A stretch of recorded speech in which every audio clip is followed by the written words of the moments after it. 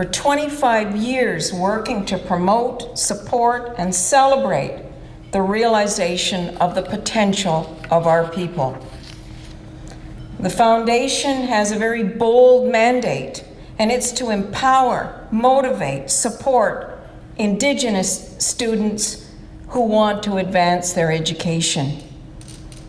You've heard we provide more scholarship funding than any agency in Canada, outside the Government of Canada, to our students.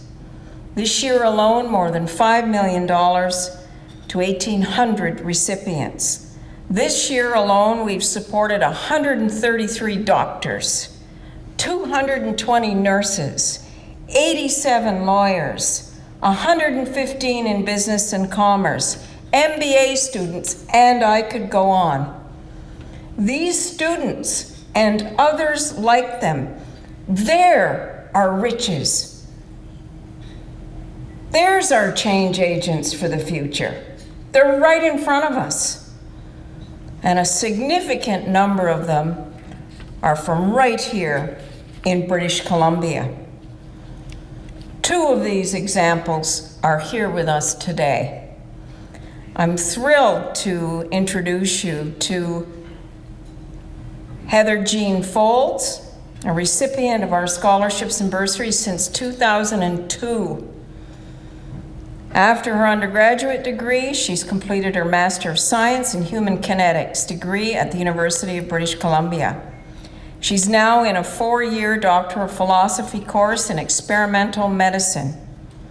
She's in her 2nd year of those studies. Where are you, Heather? We're thrilled that you're here.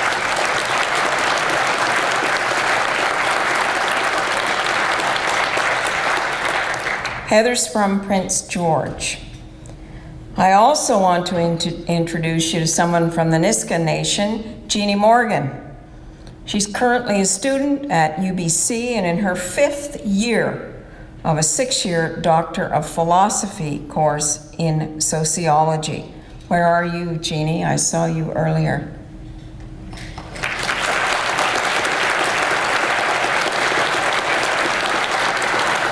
These are just 2 examples. You know, our students credit much of their success with having a healthy sense of identity. They know who they are. They also credit the motivation they've received from other role models and to the support they receive from their families and communities.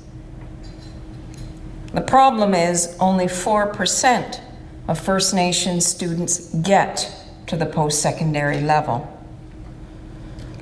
28% of other Canadian students get there. To address this, the Foundation is working on developing a virtual institute to showcase best practices, to take motivational success stories into the homes of our young people, to expose them to the real life stories of achievers who can inspire them. We're also going to be sharing ideas to enhance success with teachers and school boards, with parents and leaders who are working for change, linking them with others who have had success. And there are success stories in education as in business among our people. Well, from West Bank to Squamish to Osoyoos right here in BC. Over the years, the Foundation has had remarkable success in attracting the generous support of the private sector to fund many of our bursaries. Yet private sector leaders continue to make the point to me that they look to the Government of Canada to play a leadership role in changing the future of our people in Canada, and that includes providing financial support for our students. So, last June, I wrote to the ministers, John Duncan and Findlay, HRSDC and Indian Affairs, a proposition I thought would be seen by Canadians as being of great credit to the government. The proposal is this, that the Government of Canada should agree to match funds which the foundation raises from the private sector. If we could raise $1 million of pledges from right here in the BC corporate sector for BC bursaries, we would ask the Government of Canada to match it. I have no doubt it could be raised. Haven't got an answer yet to that proposal, but maybe you can help, and together we can make that 50-50 challenge real. We all do have a role to play. Federal, provincial governments, the private sector, philanthropists, and Indigenous organizations. Some of our partners are very successful Aboriginal companies, such as the Tuckaroo Inc. group of companies. You earlier met the head of this group of companies and the chair of the board of the National Aboriginal Achievement Foundation, Dave Tuckaroo. What you don't know is Dave has just pledged another $50,000 contribution to the foundation, adding to his $50,000 contribution last year. That's the kind of leadership we need from Aboriginal corporate Canada. Bravo, Dave. And Dave would tell you, take that as a challenge, folks. Right, Dave? Match it, sure. Match it, match it, match it, beat it. That's the kind of leadership we need. And others are also keen to work with us at a community level to support individual projects we're working on, we're creating, called Realizing Projects, about realizing potential. Still others are sponsoring learning modules we're taking into classrooms, promoting our role models in careers, in health, in railroading, in transportation, all across many sectors. Our most recent one was sponsored by Vale, and they partnered with us to produce one on careers in mining. These are all valuable roles for many of us to play who are committed to creating the future I talked about at the outset. A future that is not only achievable, it's in the interests of all Canadians to achieve. Let me give you some facts to back up that statement. And I share these facts across the country. First, I tell Canadians, our people don't live on some remote, distant island. We live in Canada, always have, always will. And our economy is integrated into Canada's economy. The issues we face are issues which impact economically, not just our lives, but also on Canada and the lives of every Canadian.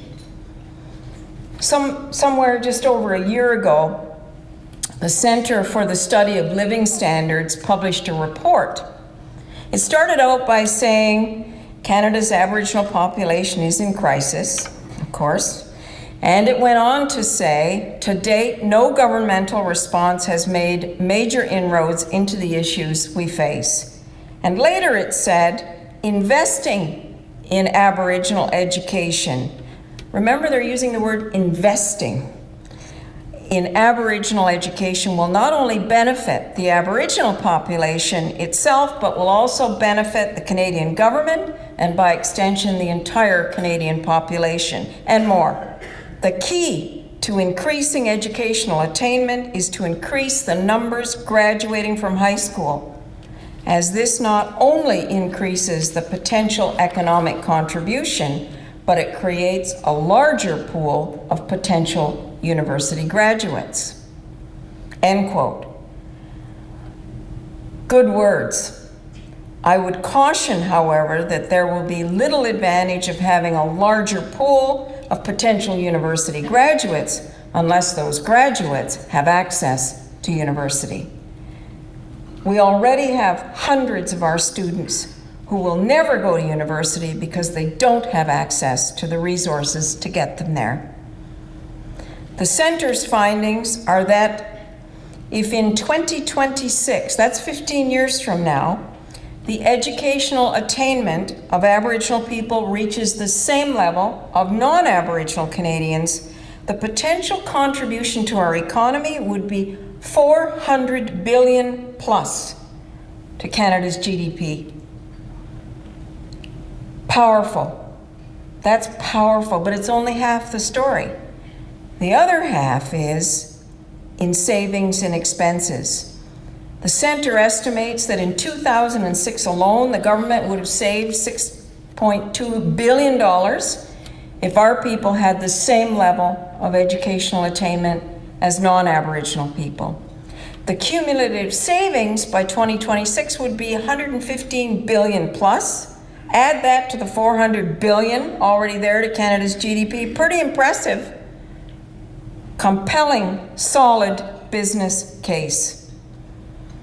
I also refer you to a report done in October 1997. Yeah, 97. 14 years ago by the Royal Bank of Canada. That report is not dated because it was then talking about the year 2019. Its title was The Cost of Doing Nothing. And it was an analysis that was produced the year following the report of the Royal Commission on Aboriginal People. The Royal Commission had estimated that in 1996 alone, the costs associated with lost income and production and attempts to remedy social problems totaled $7.5 billion. And the Royal Commission warned that without fundamental change, those costs are going to grow year after year as our population expands and our people are unable to find jobs, unable to have the tools to realize our potential. But despite the Royal Commission's conclusions that investment now would pay dividends later, people were arguing, oh my God, Canada's economic situation, we can't afford all this. We're in trouble. We can't, it's a big price tag. Well, it was then that John McCallum, the Royal Bank's chief economist, took a hard look and said loudly and publicly that if anyone wants to know whether the Commission's proposal was affordable, the answer must be yes. He said what was not affordable was the cost of doing nothing. And the Royal Bank published his report with that title. The report had several fundamental and compelling conclusions. He said, by becoming active in the economic development of Aboriginal communities across Canada, private and public sectors would not only ensure a better standard of living for First Nations, Inuit, and Métis peoples, but they would also ensure long-term value for their shareholders. Well, we can examine that cold economic analysis made 11 years ago and find, boy, was it right on. And if you add up the bill, which people are talking about, lots about bills and expenses these days, but if you add them up for the last 11 years, you'll find it's staggering. So this is still 2011. 11 more years is 2022. Why are we inviting these economic costs when investment would result in bountiful economic savings? Not to mention the cost that the country is losing by not having the richness of our young people able to contribute and participate. That's the real loss. Well, I want to tell you about what the Foundation will be doing next February right here in Vancouver. Of course, we're here every day supporting students, but next February, because we're really conscious of the fact that one of the reasons we have so few university graduates as compared to Canadians generally, is that many of our students won't achieve a high school diploma. Many will never go to high school. So, as we're becoming more and more active at the foundation, at the primary and secondary levels, next February, we're having a career conference bringing together 1,000 Indigenous high school students to provide them in downtown Vancouver. Some are already, this is sold out. We got students driving 26 hours to come here to be motivated, exposed to role models, interact, be inspired. It's going to be an opportunity to be part of a dynamic, empowering experience, encouraging them to reach for their dreams. We're also going to take hundreds of them onto the UBC campus to see what life is like in a campus environment. And we're going to take grade 4 and 5 students as well into the theater. We're going to encourage our high school students by letting them know that we're here for them. We're willing to support their decision to go on to higher education. And we want to tell them that we have many partners who stand ready to support them as well. Companies, governments, ordinary Canadians who through their contributions to the work of the foundation are showing their commitment to shape the future I spoke of earlier. We'll let them know that they are a part of that future and they have a role to play in that future. We want them also to know that members of the Vancouver Board of Trade are also cheering them on, also with tangible backing, looking forward to the time when they are looking for employment. And then also in February, one of the centerpieces of the foundation's work, the gala evening for the showcasing of the recipients of the Aboriginal Achievement Awards. At that event, which will be televised on APTN and Global, the National Aboriginal Achievement Awards will go to 15 inspiring role models who've been successful in converting their own visions into reality. 4 of those recipients come from BC. Our Lifetime Achievement Award recipient, even though he's originally from Manitoba, boy, does BC own Senator Jerry St. Germain, chair of the Aboriginal Senate Committee on the Senate Committee on Aboriginal Affairs, who just tabled a compelling report on education yesterday.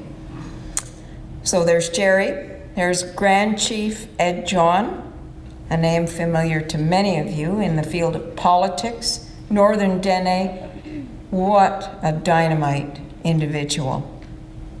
Richard Hardy, Comox, environmental stewardship meets economic success. People of Comox reclaiming their shellfish resources and impressing everyone. And Richard Peter, who just happens to be here today in the field of sports. Cowichan, amazing gold and silver medal athlete, world-renowned Richard Peter in sports, wheelchair basketball player.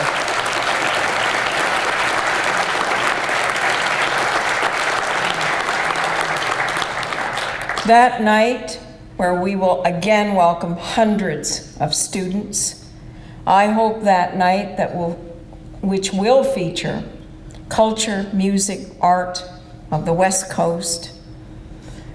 I hope that you'll join us that night and be inspired right along with us. I look forward to seeing you there in February. I look forward to continuing the conversation with many of the corporate leaders who are here today and who want to get involved in creating the kind of future I've talked about.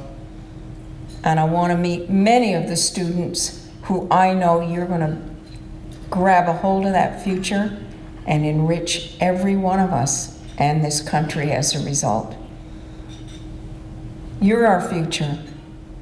You are our riches. You're the change agents. You're going to change our communities, this region, this country.